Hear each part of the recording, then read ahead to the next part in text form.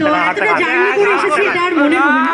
আজকে এত ভালোবাসা পেয়েছি, তাকে আমাকে আবার ডাকলে আমি আবার আসবো, সবাইকে কথা দিলাম।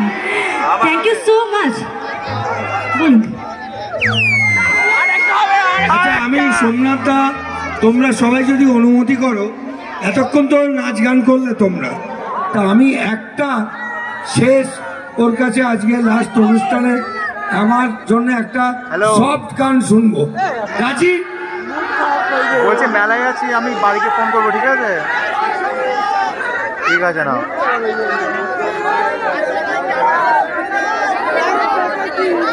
সবাই বলছিল একটু দুঃখের গান, একটু দুঃখের গান। তো নেক্সট টাইম যে গানটা গাইবো, তো আমার খুব পছন্দের গান একটা টাইমে গাইতাম, তো বাংলা গান, লতাজির গাওয়া গান। লাস্ট গান স্যাড গান চলে না, নাচের গান দিতে।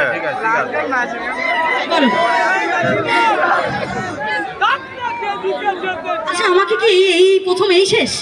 না, আমাকে কি আর কেউ ডাকবে না? আমি জানি না। আমি জানি যে এত সুন্দর বইমেলা হচ্ছে টাকি গ্রামীণ সাংস্কৃতিক ও বইমেলাতে, এত সুন্দর অনুষ্ঠান করে যাওয়ার পর আমি জানি না আবার কোনোদিনও ডাক পাবো কিনা। আসবো আবার? কোনোদিনও ডাকবেন? আর ডাকবেন তো?